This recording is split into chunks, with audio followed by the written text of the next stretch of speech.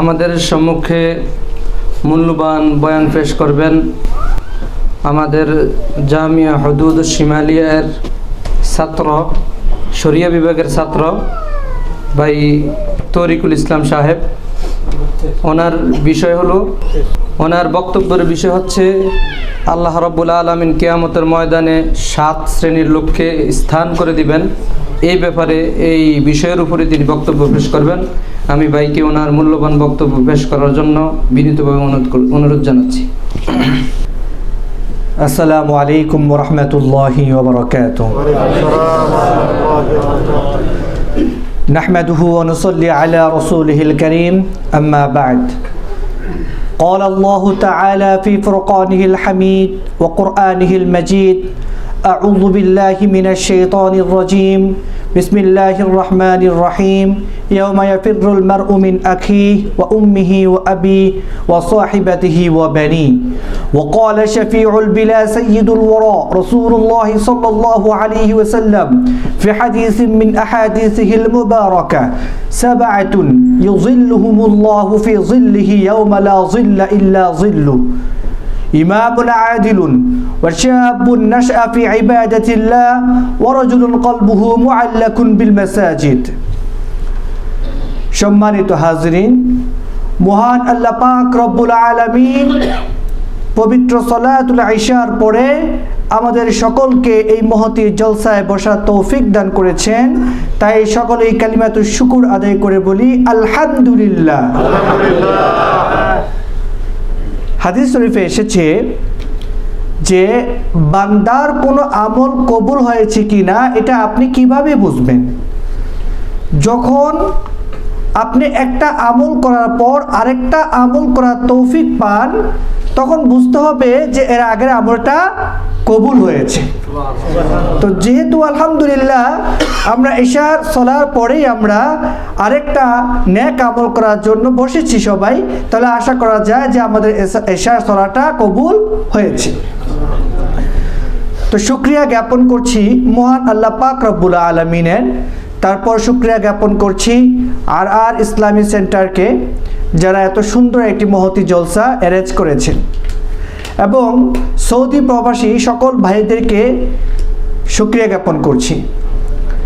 আজকে আমার আলোচনার বিষয়টা আমরা তথাকথিত বিষয় থেকে একটু দূরে গিয়ে আমরা এই আলোচনাটার নাম দিতে পারি দরসুল হাদিস, হাদিসের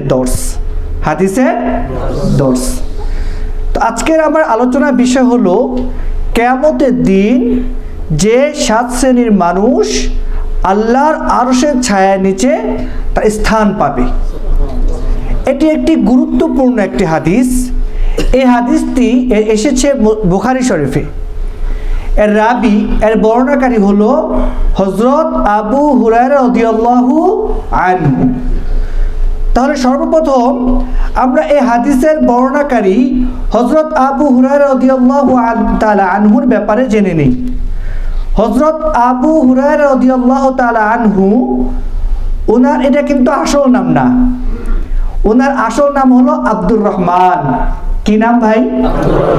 কথাগুলো খুব গুরুত্ব সহকারে শুনবেন, যাতে করে আলোচনার পরে একটা ফিডব্যাক নেওয়া যায় ইনশাআল্লাহ তাআলা। তাহলে ওনার আসল নাম কি? আব্দুর রহমান। তাহলে আবু হুরায়রা কিভাবে হলো?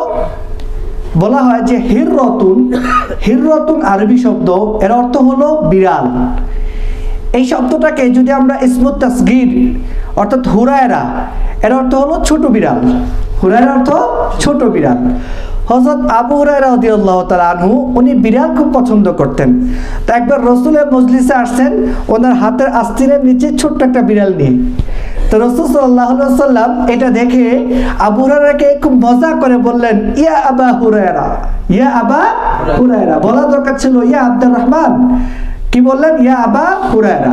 তাহলে ইসলামে মজা করা যায়, রাসূল মজা করতেন, তবে সেটা সীমারেখার মধ্যে, ইসলামী রেখার মধ্যে, কাউকে কষ্ট দিয়ে নয়। কারণ ইজাউল মুসলিমি হারাম, মুসলমানকে কষ্ট দেওয়া কি ভাই? হারাম। কষ্ট দিয়ে না, ইসলামী সীমারেখার মধ্যেই মজা করা যায়। তো এভাবেই হযরত আবু হুরায়রা রাদিয়াল্লাহু তাআলা আনহু যখন রাসূল তাকে আবু হুরায়রা বলল, এই নামটা আবু হুরায়রার কাছে খুব পছন্দ হয়ে গেল। উনি ওনার নামই রেখে দিয়েছে আবু হুরায়রা। এখন ওনার আসল নামটা কেউ জানে না। আসল নাম কি ভাই? আব্দুর রহমান। উনি হলেন সাহাবীদের মধ্যে, হাদিস বর্ণনাকারীদের মধ্যে সবচেয়ে বেশি হাদিস বর্ণনা করেছেন। ওনার হাদিস বর্ণনার সংখ্যা হলো 5374টি। তো আবু হুরায়রা রাদিয়াল্লাহু তাআলা আনহুকে জিজ্ঞাসা করা হলো যে আপনি কিভাবে এত হাদিস বর্ণনা করেছেন? বলল যে মসজিদে নববীর পাশে একটা বারান্দা আছে, সেটার নাম হলো সুফফা। ওই বারান্দায় যে সকল সাহাবীরা হাদিস নিয়ে গবেষণা করতো, হাদিস পাঠ করতো, এদেরকে বলা হতো আহলুস সুফফা। আবু হুরায়রা রাদিয়াল্লাহু তাআলা আনহু সেই আহলুস সুফফার অন্তর্ভুক্ত ছিলেন। আবু হুরায়রা বললেন যে সমস্ত সাহাবী মদিনাতে তাদের কাজে চলে যেতেন, কিন্তু আমি আবু হুরায়রা কোনো কাজে যেতাম না, সব সময় রাসূলের সাথে লেগে থাকতাম হাদিস শেখার জন্য। সুবহানাল্লাহ। তো আবু হুরায়রা বললেন যে আমি প্রথমে এত হাদিস মনে রাখতে পারতাম না, এই যে আমি কথাগুলো বলতেছি সব কথা কি আপনাদের মনে থাকবে? তা আবু হুরায়রা বলতেছে যে আমি রাসূলের সব কথা মনে রাখতে পারতাম না। উনি বললেন যে আমি রাসূলের কাছে গিয়ে বললাম যে রাসূলুল্লাহ ইন্নী আসমাউ মিনকা হাদিসান কাসীরান ফালা আ'লাম, আমি আপনার কাছ থেকে অনেক হাদিস শুনি কিন্তু মনে রাখতে পারি না। রাসূল কি বললেন? উবসুত রিদাআকা, তুমি তোমার চাদরটা বিছিয়ে দাও। রাসূল সাল্লাল্লাহু আলাইহি ওয়াসাল্লাম চাদরের মধ্যে হাত বুলিয়ে দিলেন। তারপর আবু হুরায়রা বললেন এই চাদর গায়ে দিয়ে আমি যখন রাসূলের হাদিস শুনতাম, এরপর থেকে কোনো হাদিস আমি আর ভুলি নাই। সুবহানাল্লাহ। এটি হলো বারাকা, হাহিয়াল বারাকা। রাসূল সাল্লাল্লাহু আলাইহি ওয়াসাল্লাম এরকম বারাকার নজির অনেক আছে। রাসূল সাল্লাল্লাহু আলাইহি ওয়াসাল্লামের খাদেম ছিলেন আনাস ইবনে মালিক রাদিয়াল্লাহু আনহু। আনাস ইবনে মালিক রাদিয়াল্লাহু তাআলা আনহুকে রাসূল সাল্লাল্লাহু আলাইহি ওয়াসাল্লাম বলেছেন, ইয়া আনাস, আল্লাহ পাক তোমার সন্তান এবং তোমার সম্পদের প্রতি বারাকা দিক। পরবর্তীতে আনাস রাদিয়াল্লাহু তাআলা আনহু বলেন যে শেষ মুহূর্তে আমার 82 জন সন্তান হয়েছিল, এর মধ্যে 80 জন ছিল ছেলে, 2 জন ছিল মেয়ে। তারপর বলেন যে আমার আল্লাহ এত সম্পদ দিয়েছে যে মদিনার যত খেজুর বাগান আছে সব খেজুর বাগানে একবার খেজুর হতো, কিন্তু আমি আনাস আমার খেজুর বাগানে আল্লাহ পাক 2 বার খেজুর দিতেন। সুবহানাল্লাহ। হাহিয়াল বারাকা। এটা হলো রাসূলের দোয়ার বরকত। এজন্য যারা আল্লাহর নেককার বান্দা আছে তাদের থেকে দোয়া নিতে হবে মাঝে মাঝে। মোদের আছে একটু আরবি কয়ে দেন, মোদের আছে আরবি একটু কয়ে দেন যাতে যাতে না বুঝতে পারে। আচ্ছা আচ্ছা, সবাই বুঝতে পারছেন? তাহলে আমরা তো আবু হুরায়রা রাদিয়াল্লাহু তাআলা আনহু জীবন থেকে কিছু জীবনে শিখতে পারছি, তাই না? আলহামদুলিল্লাহ। এবার আমরা হাদিসে ফিরে যাই, যেহেতু আমাদের এই 10টার নাম হাদিসের দর্স। প্রথমে যে আমি হাদিসটা পড়েছি এটা বুখারী শরীফের হাদিস।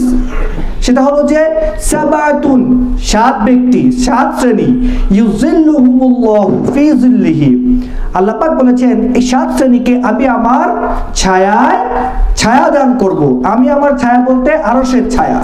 ইয়াউমা লা জিল্লা ইল্লা জিল্লুহু, যেদিন কোনো ছায়া থাকবে না সেদিন আরশের নিচে এই 7 শ্রেণীকে আমি ছায়া দিব। তাহলে প্রথমে আমরা জেনে নেই আরশ কি।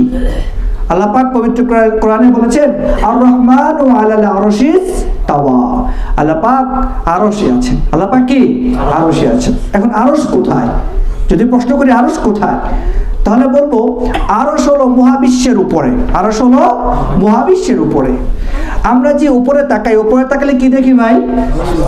কি দেখি? না, আমরা উপরে তাকালে দেখি মহাশূন্য, আসমান দেখি না। কি দেখি ভাই? মহাশূন্য দেখি। এখন আসমানের ব্যাপারে আমি কয়েকটা কথা বলি। আমাদের থেকে সূর্য হলো 13 লক্ষ গুণ বড়। কত বড়? 13 লক্ষ গুণ বড়। এমন সূর্য থেকেও অনেক কোটি কোটি বড় হলো এক একটা তারা। আর এরকম কোটি কোটি তারা আছে এক একটা গ্যালাক্সিতে, এক একটা গ্যালাক্সি। এরকম কোটি কোটি গ্যালাক্সি প্রথম আকাশে ঘুরছে। সুবহানাল্লাহ। এই প্রথম আকাশটাকেই নাসার বিজ্ঞানীরা এর কোটি ভাগের 1 ভাগও গবেষণা করে বের করতে পারেনি। এই হলো আল্লাহর প্রথম আকাশের পরিধি। হাদিসে আছে যে এই প্রথম আকাশটা দ্বিতীয় আকাশের তুলনায় কতটা ছোট? বলছে আপনার হাতের আংটিটা যখন মরুভূমিতে ফেলে দেন, এই মরুভূমির তুলনায় আপনার হাতের আংটিটা যত বড়, যতটুকু দেখাবে, প্রথম আকাশটা দ্বিতীয় আকাশের তুলনায় ততটা ছোট। সুবহানাল্লাহ। এইভাবে পর্যায়ক্রমে সপ্ত আকাশ পর্যন্ত। আর এই সপ্ত আকাশের উপরে হলো সিদরাতুল মুনতাহা, বর্ডার। এই সিদরাতুল মুনতাহার উপরে হলো কুরসি, এই কুরসির উপরে হলো আল্লাহর আরশ অবস্থিত। সেদিন আল্লাহ পাক কিয়ামতের দিন সেই আরশের নিচেই 7 শ্রেণীর ব্যক্তিকে কি দিবে ভাই? আশ্রয় দিবে। হাদিসে আছে 50,000 মিম্মা তাউদ্দুন, 50,000 বছর সেদিন কিয়ামতের দিন মানুষ একদিন হবে 50,000 বছরের দিনের মতো। একদিন হবে কি ভাই? 50,000 দিনের মতো। সেদিন হাদিসে আছে যে ইহশারুন নাস ইয়াউমাল কিয়ামা হুফাতান উরাতান মুশাতান গুরলা। হাসরের ময়দানে মানুষ কিভাবে উপস্থিত হবে? মানুষ উপস্থিত হবে, আমরা পায়ে জুতা পরি না, জুতা ছাড়া, হুফাতান উরাতান, উলঙ্গ অবস্থায়। উলঙ্গ অবস্থায় সমস্ত মানুষ আরশের কিয়ামতের দিন কি করবে? উপস্থিত হবে। তখন এই কথা শুনে আম্মা জানা আয়েশা রাদিয়াল্লাহু তাআলা আনহা রাসূলকে জিজ্ঞাসা করলেন যে সবাই যদি উলঙ্গ হয় তাহলে বিষয়টা কেমন দেখাবে না? তখন রাসূল কি বললেন? লিকুল্লি ইমরিইম মিনহুম ইয়াওমা ইযিন শা'নুন ইউগনি। প্রতিটা মানুষ সেদিন এত ব্যতিব্যস্ত হবে, এত চিন্তামগ্ন থাকবে যে সেদিকে তাকানোর সময় পাবে না, সে সুযোগই হবে না তার, এতটা কঠিন দিন হবে। হাদিসে আছে যে সেদিন কিয়ামতের দিন সূর্য এতটা উপরে থাকবে যে সূর্যের যে রশ্মি সে গরমে আমাদের মাথার যে মগজ টকবক করতে থাকবে, মাথার মগজ টকবক করে কারো কান দিয়ে, কারো নাক দিয়ে, কারো মুখ দিয়ে বের হবে। সেটা হবে সেই আরো সে কিয়ামতের ভয়াবহ দিন। সেই কিয়ামতের ভয়াবহ দিন এমন হবে, ইয়াউমা ইয়াফিরুল মারউ মিন আখি ওয়া উম্মিহি ওয়া আবি ওয়া সাহিবাতিহি ওয়া বানি।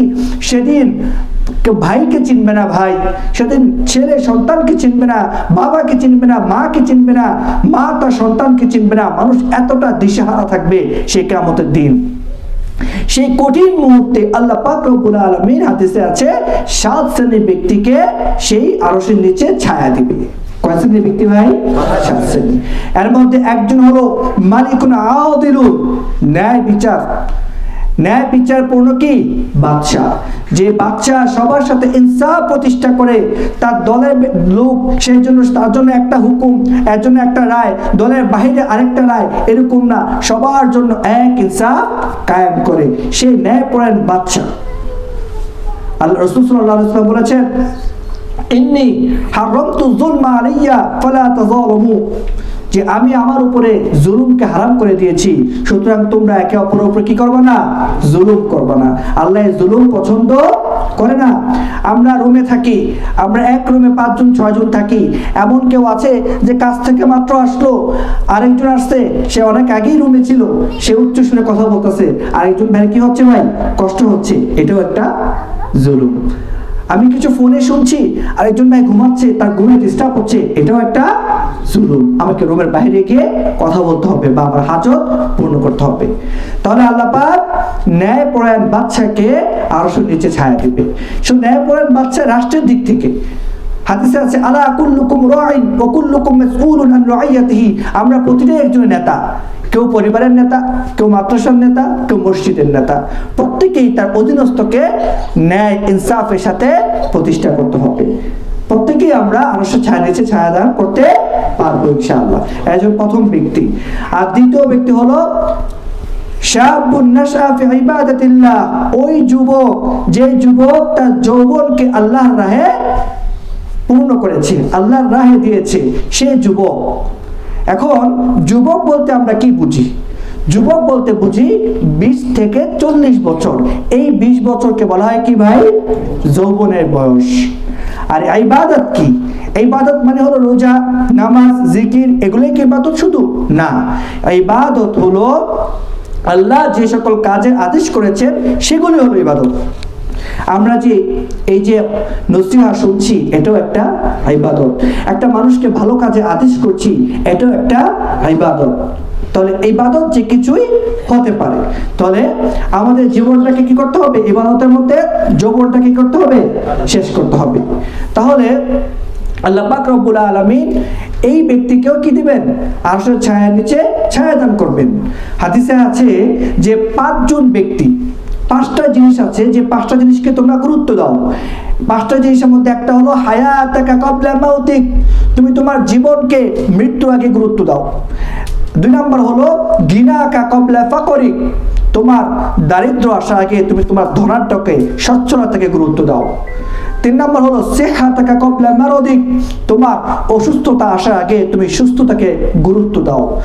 4 নম্বর হলো ফারাগাকা ক্বাবলা শুগলিক, ব্যস্ততা আসার আগে তোমার অবসর সময়কে গুরুত্ব দাও, এটার মধ্যে নামাজ রোজা কাটাও। 5 নম্বর হলো শাবাবাকা ক্বাবলা হারামিক, বার্ধক্য আসার আগে যৌবনকে কি দাও ভাই, গুরুত্ব দাও। কারণ বৃদ্ধ বয়সে কি করেছি এটাই ভুলে যাই। বৃদ্ধ বয়সে 3টা 4টা দিকে এমনি ঘুম ভেঙে যায়, এমনি নামাজ পড়তে মন চায়, কিন্তু যৌবন বয়সে এটা চায় না। এর জন্য আল্লাহ বলেছেন যৌবন বয়সে ইবাদতটা আল্লাহর কাছে বেশি কি গুরুত্বপূর্ণ। এবং হাদিসে আছে 5টা উত্তর দেওয়ার আগে কেউ কিয়ামতের ময়দানে 1 পা আগাতে পারবে না। এর মধ্যে একটা হলো হায়াতাকা ফিমা তাফনা, তুমি তোমার জীবনকে কোথায় খরচ করেছো। আর 2 নম্বর হলো শাবাবাকা ফিমা আবলা, তুমি তোমার যৌবনকে কোথায় খরচ করেছো, তুমি তোমার যৌবনকে কোথায় খরচ করেছো। এই উত্তরগুলো দেওয়ার আগে কেউ 1 পা আগাতে পারবে না। এর জন্য যৌবন বয়সে ইবাদত করতে হবে। আমরা অনেকে মনে করি যে এখন গুনাহ করি, এখন উল্টাপাল্টা করি, বৃদ্ধ হলে ভালো হয়ে যাব, ডায়েটে রেখে একবারে তসবিহ ভালো হয়ে যাব। কিন্তু আল্লাহ বলেছেন ইয়া আইয়ুহাল ইনসান মা গররাকা বিরাব্বিকাল কারীম, হে মানুষ কোন জিনিস তোমাকে ধোঁকায় ফেলছে, তুমি যে বার্ধক্য পাইবা এর নিশ্চয়তা কি আছে তোমার মধ্যে, তুমি তো একটু পরে চলে যেতে পারো। এর জন্য বার্ধক্য আসার আগে যৌবন বয়সে আমাকে কি করতে হবে ভাই, ইবাদত করতে হবে। কয় নাম্বার গেল? 2 নাম্বার। 3 নাম্বার হলো রাজুলুন কলবুহু মুআল্লাকুন বিল মাসাজিদ, ওই ব্যক্তি যার হৃদয়টা মসজিদে পড়ে থাকে। কিন্তু আজকে আমাদের সমাজে কি হয়, মসজিদে এসে আমি ভাবি কখন বাসায় যাব, মসজিদে এসে আমি ভাবি কখন আমি আমার কর্মক্ষেত্রে যাব। বিষয়টা উল্টা হয়ে গেল না? কিন্তু আমার হৃদয়টা সবসময় মসজিদে পড়ে থাকতে হবে।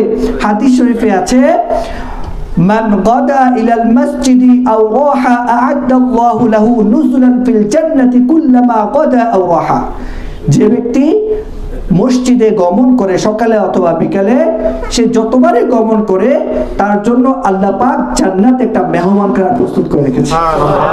সুবহানাল্লাহ। যে মেহমানখানায় ফেরেশতারা আপনাদেরকে ইস্তেকবাল দেবে। আচ্ছা দেখেন, এত গুরুত্বপূর্ণ একটা হাদিস শুনেছি, যদি আমাদেরকে কেউ বলতো যে তোমরা যদি 6 বছর টানা মসজিদে ইবাদত করো, 6 বছর তোমাদেরকে বসুন্ধরা, ঢাকা বসুন্ধরা বা গুলশান একটা ফ্ল্যাট দেওয়া হবে, আমরা সবাই 7 বছর 8 বছর 6 বছর না 10 বছর মসজিদে পড়ে থাকতাম না? কিন্তু আল্লাহ এত বড় নিয়ামতের কথা বললো, তা শুনেও কি আমাদের অন্তরটা কাঁপলো না? কালকে দেখবে সকালে কোনো মসজিদে লোক নেই। তাহলে আমরা আখিরাতের প্রতি বিশ্বাসী হচ্ছে বেশি না দুনিয়ার প্রতি? দুনিয়াকে ছেড়ে আখিরাতের প্রতি আমাদেরকে বিশ্বাসী হতে হবে। এজন্য মসজিদের প্রতি অন্তরটা ফেলে রাখতে হবে। আমি কর্মক্ষেত্রে গেছি, আল্লাহ এই সময়টা যদি এই মসজিদে থাকতাম নামাজ পড়তে পারতাম, এই নিয়তটা থাকতে হবে সবসময়। কারণ দেখেন মসজিদেই কিন্তু শান্তি। জুম্মার নামাজে আপনি আসছেন, দেখবেন যে জুম্মার নামাজের মধ্যে আপনি যখন বসছেন এমনি দেখুন ঘুম চলে আসছে, সারা চেষ্টা করে ঘুম আসতেছে না, কিন্তু মসজিদে জুম্মার নামাজে বসার সাথে সাথে কি চলে আসতেছে? ঘুম। এটা হলো সাকিনা, মসজিদের বরকত। এর জন্য অন্তরটা সবসময় মসজিদে লাগায় রাখবেন। তাহলে 3 নাম্বার হলো কি, ওই ব্যক্তি যার হৃদয়টা মসজিদে পড়ে থাকে। তারপর 4 নাম্বার হলো রাজুলানি তাহাব্বা ফিল্লাহ ইস্তামা আলাইহি ওয়া তাফাররাকা আলাইহি, ওই 2 ব্যক্তি যারা একমাত্র আল্লাহর জন্য একে অপরকে ভালোবাসে এবং আল্লাহর জন্য একে অপরকে ছেড়ে দেয়। আচ্ছা, আল্লাহর জন্য ভালোবাসা এটা মানে কি? আল্লাহর জন্য ভালোবাসা মানে হলো ওই ব্যক্তি যাকে দেখলে আল্লাহর কথা মনে পড়ে, ওই ব্যক্তি যার কথা শুনলে আল্লাহর কথা মনে পড়ে, ওই ব্যক্তি যার পাশে বসলে আল্লাহর কথা মনে পড়ে, সেটাই হলো আল্লাহর জন্য কি ভাই? ভালোবাসা। এক আরব কবি বলেছেন উহিব্বুস সালিহিন ওয়ালাস্তু মিনহুম লাআল্লাল্লাহ ইয়ারযুকুনি সালাহা, আমি নেককারদেরকে ভালোবাসি কিন্তু আমি নিজে নেককার না। কেন ভালোবাসি? যাতে আল্লাহ আমাকে নেককার বানিয়ে দেন।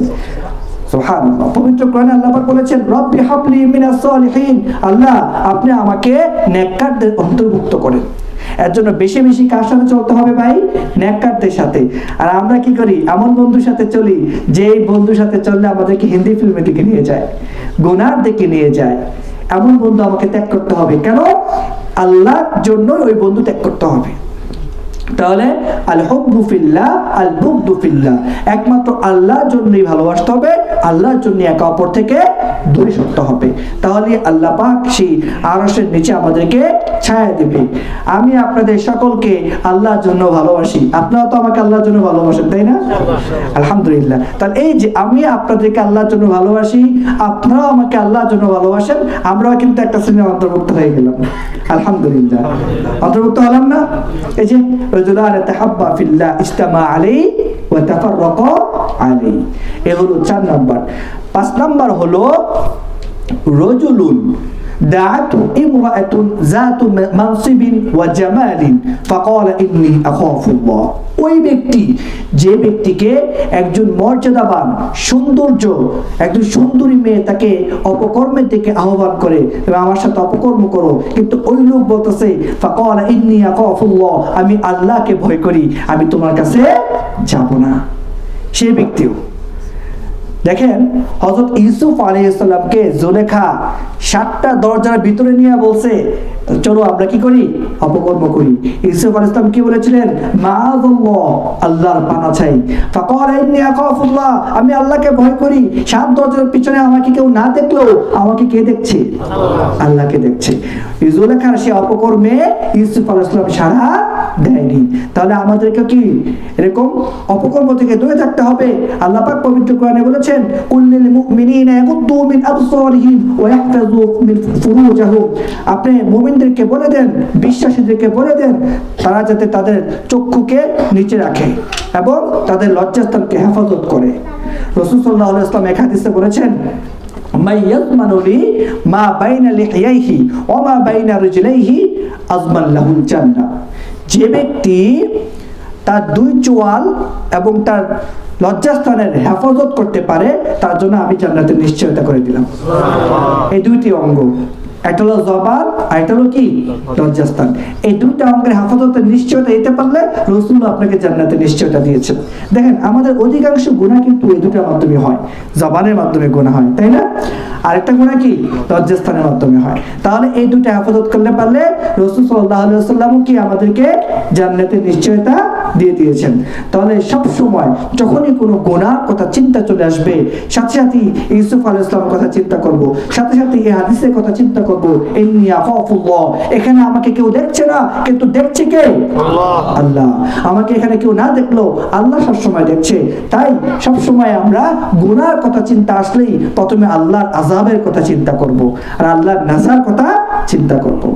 6 নাম্বার হলো রজুলুন তাসাদ্দাকা বিসাদাকাতিন ফাআখফাহা হাত্তা লা তা'লাম শিমালুহু মা তুনফিক ইয়ামিনুহু।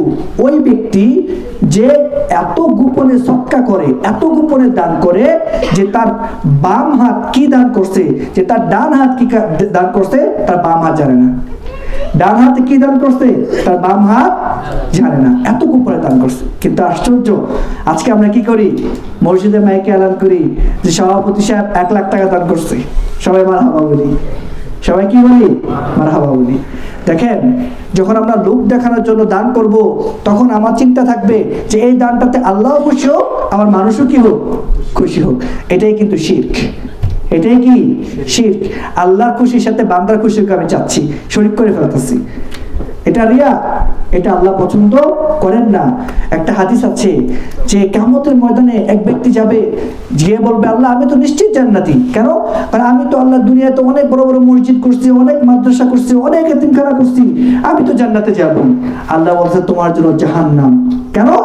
কারণ তুমি চাইছো দুনিয়াতে যে তোমাকে মানুষ একটু বাহবা দেখ, মানুষ বলুক যে অমুক এত টাকা দান করছে, তোমার এই আশা তো পূর্ণ হয়েছে, মানুষ তো তোমাকে দানবীর বলছে, তোমার যে উদ্দেশ্যে তুমি দান করছো সেই উদ্দেশ্য দুনিয়াতে হাসিল হয়ে গেছে, আখিরাতে তোমার কোনো হিস্সা নাই, তুমি এখন জাহান্নামে যাও।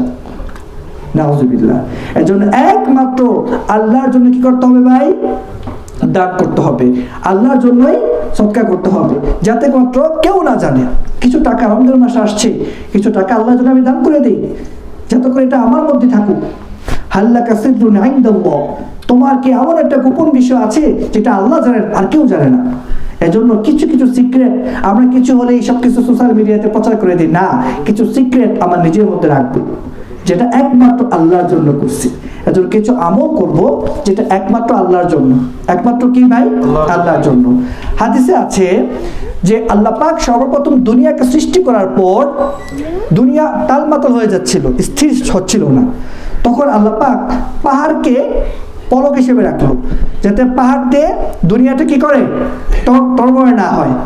তখন ফেরেশতারা বললো, ইয়া আল্লাহ, পাহাড়ে এত শক্তি যে পাহাড় দিয়ে দুনিয়াকে আপনি টিকিয়ে রাখছেন। তো পরে ফেরেশতারা বললো, হাল মিন খালকিকা শাইউন আশাদ্দু মিনাল জাবাল, আপনার সৃষ্টিতে কি পাহাড় থেকে আরো কঠিন জিনিস আছে নাকি?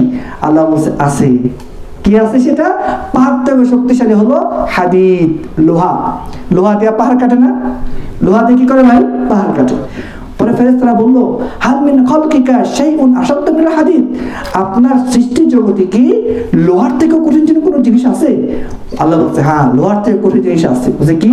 আন্নার, আগুন। কি আছে ভাই? আগুন। পরে বলতেছে যে কারণ আগুন কিন্তু লোহাকে শেষ করে ফেলে, তাই না? পুড়িয়ে ফেলে। পরে আবার ফেরেশতারা প্রশ্ন করলো, হাল মিন খালকিকা শাইউন আশাদ্দু মিনান নার, আপনার সৃষ্টি জগতে কি আগুন থেকেও কোনো কঠিন জিনিস আছে? পরে বললো যে হ্যাঁ, আছে। কি সেটা? আল মা, পানি। কারণ পানি আগুনকে কি করে ফেলে? নিভিয়ে ফেলে। পরে বললো যে পানি থেকেও কি আরো শক্তিশালী কিছু আছে? বলছে আছে। কি আছে? সেটা হলো বাতাস। বাতাস পানির স্রোতকে চেঞ্জ করে ফেলে। পরে শেষ মতো জিজ্ঞাসা করলো যে বাতাস থেকেও কি আপনার সৃষ্টি জগতে আরো কোন শক্তিশালী আছে? বললো যে হ্যাঁ, আছে। বললো কি আছে? বললো সেটা হলো বনি আদম, যে বনি আদম গোপনে দান করে। সুবহানাল্লাহ। তো যে বনি আদম গোপনে দান করে তার শক্তি অনেক বেশি, অনেক বেশি। তাহলে আমরা সবসময় গোপনে দান করে কি করবো ভাই? চেষ্টা করবো। সপ্তম নাম্বার হলো রাজুলুন যাকারাল্লাহ খালিয়ান ফাফাদাত আইনাহু, ওই ব্যক্তি যে আল্লাহকে গোপনে স্মরণ করে তারপর তার চক্ষু থেকে পানি বের হয়। আমরা মাঝে মাঝে গভীর রাতে আমরা দরজা বন্ধ করে একমাত্র আল্লাহর কাছে দোয়া করব আর চোখের পানি ছেড়ে দেব। জাহান্নামের আগুনকে পৃথিবীর কোনো জিনিস নিভাতে পারবে না, একমাত্র জাহান্নামের আগুন নিভাতে পারবে চোখের পানি। হাদিসে আছে যে আল্লাহ পাকের নিকট দুইটা অশ্রু বেশি পছন্দ, দুইটা ফোঁটা বেশি পছন্দ। এক হলো জিহাদের ময়দানে রক্তের ফোঁটা, আর এক হলো চোখের ফোঁটা।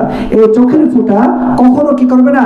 আপনাকে জাহান্নামে নেবে না, জাহান্নাম আপনার জন্য হারাম করে দিবে। এর জন্য মাঝে মাঝে আমরা একান্ত আল্লাহ দরবারে গিয়ে কি করব? চোখের পানি ফেলে দোয়া করব। কখনো এরকম করেছি? দুনিয়ার জন্য কত কষ্ট করছি, কিন্তু যে আখিরাতে সারা জীবন থাকবো সেই আখিরাতের জন্য এক ফোঁটা চোখের পানি ফালাই, আল্লাহর ভয়ে একদিন কাটি, একদিন কান্না করি। কখনো এরকম হয়েছে যে কান্না করছি? কবে কান্না করছি ভুলে গেছি, কিন্তু আল্লাহর ভয়ে একদিন ইনশাআল্লাহ আমরা কি করব? কান্না করব, যাতে আল্লাহ পাক আমার জন্য জাহান্নাম হারাম করে জান্নাত প্রস্তুত করে দেয়। তাহলে এই হলো 7 শ্রেণীর ব্যক্তি। এই 7 শ্রেণীর ব্যক্তি আল্লাহ পাক সেদিন কিয়ামতের ভয়াবহ দিনে আরশের নিচে ছায়া দেবে। আল্লাহ পাক আমাদের সকলকে এই 7 শ্রেণীর ব্যক্তি হওয়ার তৌফিক দান করুন, আমিন আমিন। এবং আমরা সকলেই এই 7 শ্রেণীর ব্যক্তি হওয়ার চেষ্টা করব ইনশাআল্লাহ। ওয়া মা তাওফীকি ইল্লা বিল্লাহ।